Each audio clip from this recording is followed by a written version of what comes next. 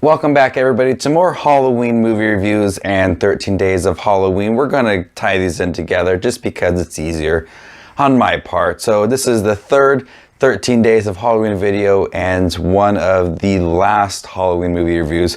We're getting to the Rob Zombie movies.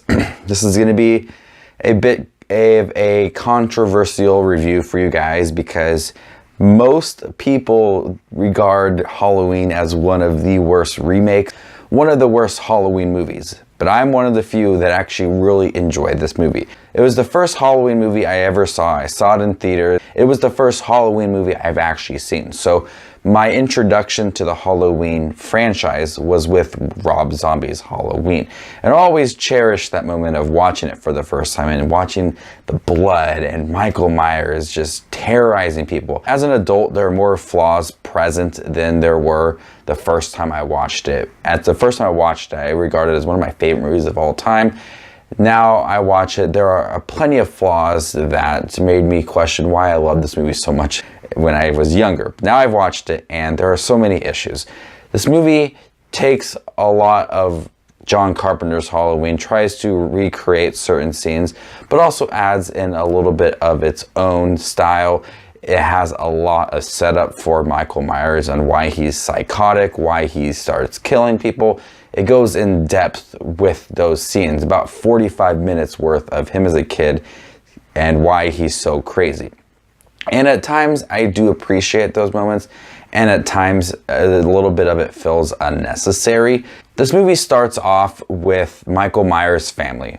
The mom is played by Sherry Moon Zombie, and the boyfriend is disgusting. He is a downright dirty person. And his sister, Judith, is no better either. The only person that really appreciates Michael is the mom and the little baby. Even the baby, when she's screaming, she's probably screaming something about Michael Myers. So early on in the movie, we get a lot of scenes on Michael Myers' life and why he is so deranged and why everybody hates him. The boyfriend is rude to him. The sister doesn't really pay any attention to him. And when he goes to school, there are bullies as well. The young Spy Kids kid is in this movie and he is terrorizing Michael Myers, and some of the teachers are mean to him too. So I felt like really early on, Rob Zombie is giving us so many characters that are irritating and rude to Michael Myers, to the point where it really just feels unbelievable that there's so many people in his life that are just downright rude to him. And there's so many characters in this movie that are just mean people. There's like everybody in this movie, even later on in the movie, everybody is just like, there's something about them that is just rude. Even the nice characters, like Laurie Strode, at times can be rude. So Rob Zombie took a bunch of characters and added a certain trait to them that's just downright disgusting, and at times it just really comes over the top and a little bit unnecessary. The movie transitions from Michael Myers and the household and watching his family routines in place and how everybody's just like out against him, and then we start to learn that he's killing small animals and dogs, and some parts of Michael Myers' life is a little bit psychotic, and those little tics that he has is what makes him be the big massive killer that we've known before. So certain scenes kind of add to Michael Myers a little bit, and certain scenes just kind of feel a little bit unnecessary. He eventually kills his mom's boyfriend in a classic Michael Myers fashion by slitting his throat, and then he kills the boyfriend with the baseball bat, and then an extended scene of him killing his sister, which I thought was pretty cool. Just adds a little more to what we got from the first movie, and it's ridiculous. Him being so young and having that massive Michael Myers mask on, it looks stupid. It's ridiculous. Though I do gotta say, the one scene where he kills Judith's boyfriend, just like the way he hits him in the back of the head, just like I felt it, like a ring in my head. He gets taken away, spends some time at Smith's Grove, and we are introduced to Dr. Sam Loomis, which I am happy with the actor who played him. Gives him a lot to do early on in the movie, does a great job portraying Sam Loomis. But this is where I feel like one of my main issues with this movie is, I feel like a lot of issues lie in this movie at Smith's Grove. Because early on in the movie, when he kills his family and he's sitting on the bench, he's sitting on the steps, he's not talking. He's blank. And I love that. He was so blank, and it reminded me a lot of the first movie when he just like pulled the mask off and he was there. I wish they would have kept that. I wish they would have kept him being so dark and quiet. When they took him to Smith's Grove, he was chatty and he wanted to know more about things, and he talked about his masks. And then there were certain days where he was just really quiet as well. Then there was another day where he was like not talking, and then he wanted to know about his sister. It was very inconsistent. I wish they would have kept that same characteristic about Michael Myers right away. I wish they would have had him kill his family and then blank, and then maybe a few Smith Grove scenes to the point where it was like him still quiet and dark inside, and then transition to when he was a little bit older. They were a little bit inconsistent, and they had these montages that just felt out of place. And then there was a certain scene that just felt really unnecessary. And they had that nurse who kind of just was mean to Michael Myers, said that the little sister couldn't be related to him, and then he killed her. It was just another character that was mean, to add to the fact that Michael Myers had so many people in his life that were mean to him and he wanted to kill them. It just felt out of place and unnecessary, and that was one of the scenes that really irritated me when I watched it a couple days ago.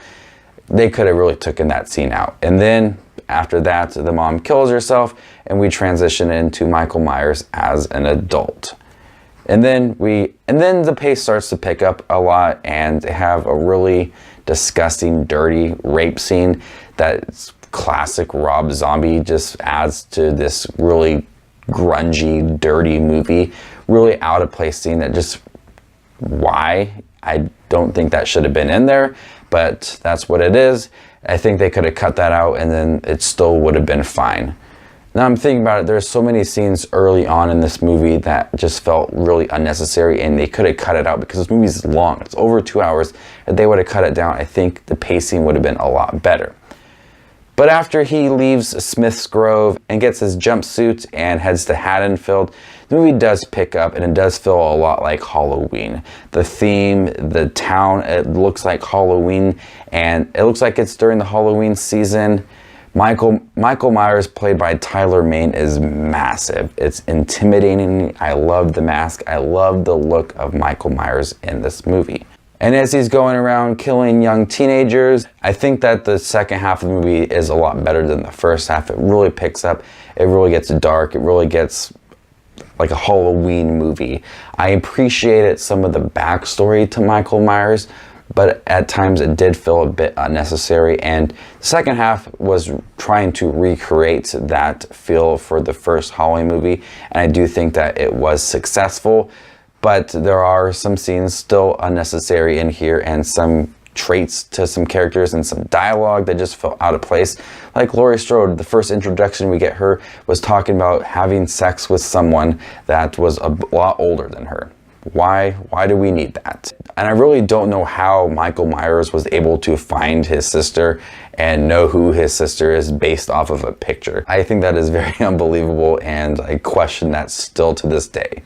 But overall, I really do enjoy Halloween. Michael Myers in here is intimidating. I don't see the young boy growing up to be Tyler Mane. It just doesn't fit for me. I just wish the first half of the movie was tightened up a little bit to where this movie was really, really great. But overall, I still really love this movie. A lot of people hate this movie. They call it complete trash. I still really like it. It's the first Halloween movie I've ever seen, the first one I've ever seen in theaters, the only one I've ever seen in theaters, and I still enjoy watching it. The first half is still really bad, but the second half starts to be really fun, and I really love the movie. I'm gonna go ahead and give Halloween an A-. Alright guys, time for my favorite and least favorite kills for this movie. My least favorite kill has to go to the nurse in the beginning part of the movie. Michael Myers hears her say that, you can't be related to this little baby. He gets upset, kills her. The character just feels out of place. The character feels very unneeded. So that's why I think the kill is my least favorite, because it just adds another reason why Michael Myers is psychotic and why everybody hates him. But my favorite kill has to go to Judith's boyfriend. He hits him with a baseball bat, and like it just, something about that kill, it like affects me. I feel like a ring in my head. I feel like I was the one that got hit with the baseball bat. So what is your favorite and least favorite kill for this movie? And what is your thoughts on Halloween 2007, directed by Rob Zombie? We're gonna get to Halloween 2, which I really don't like. We're gonna review that next week, and then next week we're gonna review Halloween and then rank them all from worst to best. I'm really excited for the new Halloween. I hope it's one of my favorite. Thank you guys for checking out this review. Make sure to subscribe to my channel for more Halloween movie reviews and 13 Days of Halloween. We're going to be including the Halloween movies into my 13 Days of Halloween just because I'm lazy and I want to fit them in there. So thank you guys for accepting that. You guys are the best as always. This is Just Watch Movies, and you guys stay classy, YouTube.